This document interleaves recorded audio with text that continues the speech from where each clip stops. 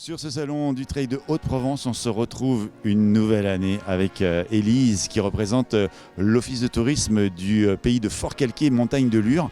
Alors, avant toute chose, un territoire incroyable que cette montagne de Lure, pays de Forcalquier. Qu'est-ce qu'on va retrouver qu'est-ce qui attend nos coureurs sur ce territoire ?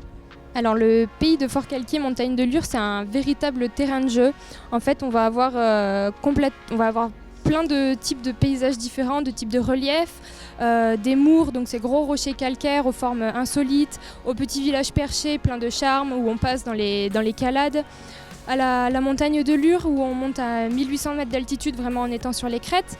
On a vraiment un territoire de jeu complètement au top pour les coureurs, en fait, avec des traversées différentes et variées. En plus des itinéraires qu'on va pouvoir venir jouer tout au long de l'année avec les saisons, peut-être des difficultés hivernales avec le mois de janvier où les températures sont peut-être un petit peu basses et on peut retrouver de la neige dans le pays de Forcalquier. Et par contre, tout le reste de l'année, c'est open bar. Effectivement, alors de temps en temps, on va avoir de la neige sur la montagne de Lure et le reste de l'année, grand ciel bleu, c'est de mémoire 300 jours de ciel bleu par an. Alors on va pas se mentir, c'est un super territoire avec donc du soleil vraiment pour profiter toute l'année. Et pour nos amis trailers, avec Traces de Trail, vous avez justement créé aussi des itinéraires fixes tout au long de l'année. Avec effectivement, là, ici, on a l'affiche pour les crêtes de Lure, avec ce grand itinéraire, 27 km de crête, 21 km de crête. Demain, ça va être sur le 160 qui part vendredi soir. Ça va être effectivement l'entièreté de cette ligne de crête. Qu'est-ce qui attend nos coureurs sur ce paysage ? Alors sur cet itinéraire en particulier, donc les crêtes de Lure, on va passer dans une superbe forêt de hêtres par exemple avec de très beaux arbres. On passe aussi à la chapelle Notre-Dame de Lure qui a une magnifique toiture en lauzes. Et ensuite, bien sûr, longer les crêtes avec un super panorama sur les montagnes en particulier. Enfin, oui, complètement, un panorama à 360 et sur cet itinéraire, vraiment un parcours déjà bien varié entre la forêt, les crêtes, l'abbaye, etc. Un parcours un petit peu plus simple, alors on en a 6 en tout cas de dessinés sur le pays de Forcalquier. La montagne des Mours. Oui, alors ce parcours, il est vraiment ciblé sur les Mours. C'est une très chouette boucle où on part de Forcalquier. Donc on a déjà la découverte de la ville de Forcalquier. Et ensuite, donc, on va courir au cœur des Mours. Les Mours donc, sont les grosses roches calcaires. Mours, ça vient du provençal, ça veut dire gueule ou museau en provençal. Pour ça, les formes insolites rappellent des museaux d'animaux.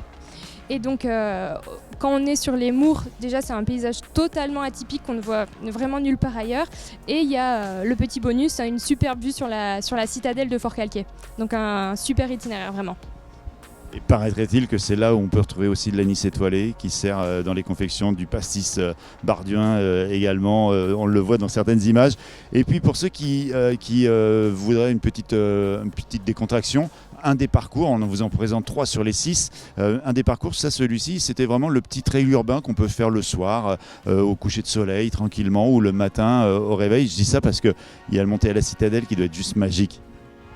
Un petit parcours pas si petit pour se décontracter, mais pas trop quand même parce que ça grimpe à la citadelle, un petit peu quand même.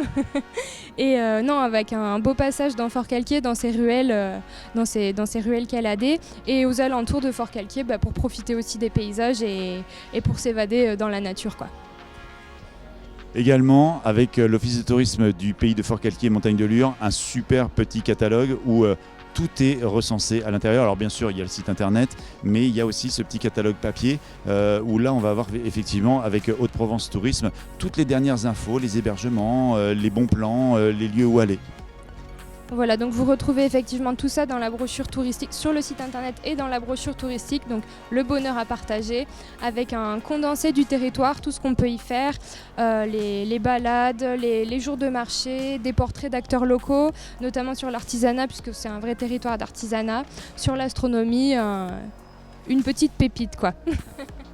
Voilà, bon nombre d'activités qui attendent voilà, tous nos touristes, tous les personnes qui voudront venir nous rejoindre sur le trail de Haute-Provence et bien au-delà, puisque tout au long de l'année, vous restez un territoire ouvert, ouvert à tous les sports, à toutes les cultures et bien sûr une nature incroyable. C'est ça, on accueille vraiment des personnes toute l'année pour des courts séjours, des plus longs séjours, beaucoup de rando, de trail ou de découvertes des villages perchés, comme je le disais, un territoire assez riche en termes même donc d'astronomie, de culture, d'artisanat, on ne s'ennuie jamais, quoi.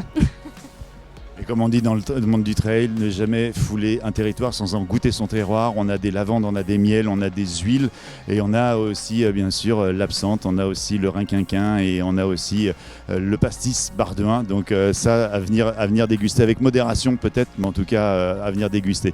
Merci à toi Élise, tu représentes l'office de tourisme du pays de Forcalquier, montagne de Lure.